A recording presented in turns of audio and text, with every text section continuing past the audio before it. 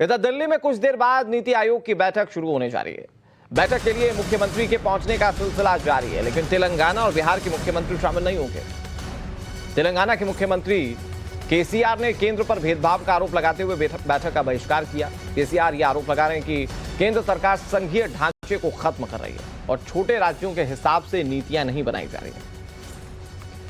नीति यानी कि national institute of transforming India, आज उसकी बैठक होनी है और इसका एक मुख्य मकसद यही है कि कैसे इनोवेशंस के साथ, तकनीक के साथ देश को आगे बढ़ाया जाए। और इसकी बैठक में आज केसीआर ने बहिष्कार किया है। आपको बता दें, केसीआर ये कह रहे हैं कि छोटे राज्यों के हिसाब से सरकार फैसले नहीं ले पा रही है। भेदभाव का आरोप सीधे तौर पर लगाया जा रहा है और वो विरोध स्वरूप इस बैठक में हिस्सा नहीं ले रहे हैं। अब जरा सोचिए, ट्रांसफॉर्मिंग इंडिया जिसमें नीति आयोग के शब्द में ही शामिल है, अब इतनी महत्वपूर्ण बैठक को केसीआर जो है वो डिनाई कर रहे हैं। क्या बैठक से निकलकर सामने आता है और किस तरह की नीतियां बनाई जाती हैं, ये देखने वाली बात है।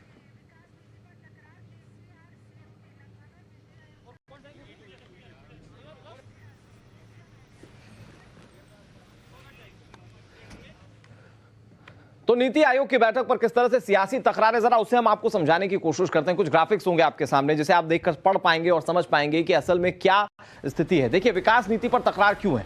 जो केसीआर सीएम है तेलंगाना के, वो कह रहे हैं विरोध जताने के लिए बैठक का बहिष्कार कर रहा हूं। इधर नीति आयोग की ओर से जो बैठक है वो राज्यों के साथ मिलकर काम करने की है, यानी कि बैठक में यह तय किया जाएगा कि राज्य किस तरह से विकास चाहते हैं और उसमें कैसे उन्हें सहभागिता दी जाए। अगले नंबर की बात करते हैं। केसीआर कह रहे हैं केंद्र सरकार का रवैया भेदभाव वाला। इधर नीति आयोग की ओर से एकजुटता के लिए उठाए गए कई कदम हैं, यानी कि नीति आयोग लगातार राज्यों के लिए काम कर रहा है, कैसे ट्रांसफॉर्म किया जाए भारत को, इसके लिए लगातार वो काम कर रहा है। केसीआर कह रहे हैं पिछड़े राज्यों के साथ सौतेला व्यवहार किया जा रहा है। इधर नीति आयोग की ओर से जनवरी 2021 में केसीआर के साथ बैठक की गई थी, यानी कि बैठक में शामिल भी हुए थे और अब आरोप लगा रहे हैं भेदभाव का। आज की बैठक इसलिए अहम है क्योंकि प्रधानमंत्री नरेंद्र मोदी खुद इस बैठक में शामिल होंगे, वो अध्यक्षता करेंगे बैठक की। तो चर्चाएं बहुत लंबी हो सकती हैं, बहुत कंस्ट्रक्टिव हो सकती हैं। केसीआर लेकिन ये कह रहे हैं कि संघीय ढांचा नष्ट कर रही है केंद्र सरकार। इधर नीति आयोग की ओर से तेलंगाना का बजट कभी भी कम नहीं किया गया, यानी कि तेलंगाना को बजट में कोई दिक्कत नहीं आने दी। जो पैसा उसका बनता है उसे लगातार दिया जाता रहा। बावजूद इसके केसीआर कह रहे हैं भेदभाव हुआ। केसीआर आगे ये कह रहे हैं कि विकास के लिए समान भागीदारी नहीं है, यानी कि कुछ राज्यों के साथ भेदभाव किया जा रहा है, सबको बराबर नहीं रखा जा रहा है। नीति आयोग जल जीवन मिशन के तहत 1,195 करोड़ रुपए दिए गए थे। कुंदन हमारे सहयोगी ज्यादा जानकारी के साथ जुड़े हुए। कुंदन, ये सियासत के बीच में विकास को लाना, यानी कि हो सकता है कि आपके राजनीतिक मतभेद हों और आप पीएम नरेंद्र मोदी से अलग रहना चाहते हो, लेकिन ये जो national institute of transforming India यानी कि नीति आयोग की जो बैठक है, इसमें किसी भी राज्य के लिए कुछ कंस्ट्रक्टिव चीजें ही आ सकती हैं। तो ये विरोध क्यों, ये विकास के नाम पर विरोध क्यों?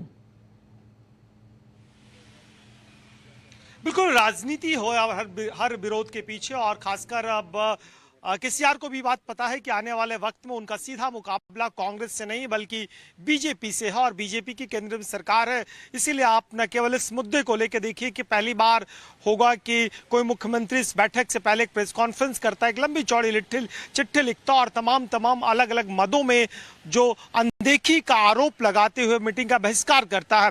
हालांकि एक और जानकारी दो, बिहार के मुख्यमंत्री नीतीश कुमार भी इस बैठक में नहीं है, लेकिन वो हेल्थ वजहों से उन्होंने मना किया है। उनके तरफ से बिहार के जो डिप्टी सीएम है बीजेपी के कोटे से तारकिशोर प्रसाद, वो शामिल होंगे। बैठक ठीक थोड़ी देर पहले शुरुआत हो चुकी है, लेकिन फॉर्मल एक तरह से जो पहला ओपनिंग स्पीच रिमार्क के तौर पर प्रधानमंत्री करीब 10:15 के करीब में बात करेंगे, और वो जो एजेंडा रखा गया आज की बैठक की जो बड़ी एजेंडा है उसमें ट्रांसफॉर्मिंग इंडिया, क्रॉप्स डाइवर्सिफिकेशन की बात करेंगे, क्रॉप साइकिल की बात करेंगे, पल्सेस और ऑडिबल ऑयल के उत्पादन को कैसे बढ़ाया जाए, इस मुद्दे पे होगा। और दो और बड़े एजेंडे हैं।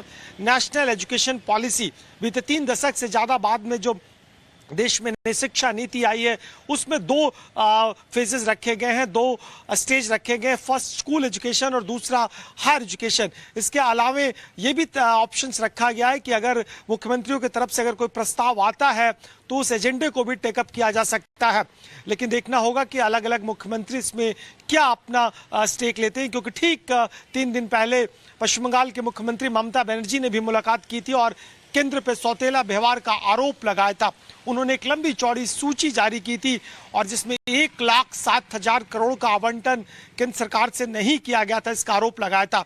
खासकर 3 बड़े इश्यूज पे उन्होंने उठाया था कि मनरेगा को लेके, जल जीवन जो भारत सरकार की योजना है और प्रधानमंत्री आवास योजना को लेकर ये तीन जो मदों में एलोकेशंस काफी कम किए गए हैं। और दूसरे ऐसे दर्जनों प्रोजेक्ट्स हैं जिसमें सेंटर ने आश्वासन जताया था कि पश्चिम बंगाल के विकास में, हाँ, अर्बन मैनेजमेंट को लेकर, अर्बन गवर्नेंस को लेकर, जो कि देश के तमाम शहरों की बड़ी समस्या है, देश के तमाम अलग अलग शहरों से लेकर अर्बन बॉडीज की बड़ी समस्या, वो भी एक बड़ी, तो कह सकते हैं कि जो नीति आयोग की गवर्निंग काउंसिल की बैठक होती है वो सबसे महत्वपूर्ण बैठक होती है। हालांकि अलग अलग देश भर में अलग अलग राज्यों के तरफ से उनके रिप्रेजेंटेशन मिलते रहते हैं, बातचीत होती रहती है, लेकिन इस बैठक में अगर किसी राजनेता का ना आना, खासकर किसी स्टेट के सीएम का ना आना, आप इस पे सवाल जरूर खड़े कर सकते हैं। बिल्कुल कुंदन, क्योंकि यहाँ पर आप अपने आइडियाज को रख सकते थे, केंद्र सरकार के आइडियाज को आप समझ सकते थे, विकास की बातें हो सकती थी, लेकिन आपने वो नहीं चुना, आपने कुछ और चुना, यानी कि विरोध का तरीका चुना। बहरहाल बहुत शुक्रिया आपका कुंदन, हमारे साथ जुड़ने के लिए और तमाम जानकारी के लिए।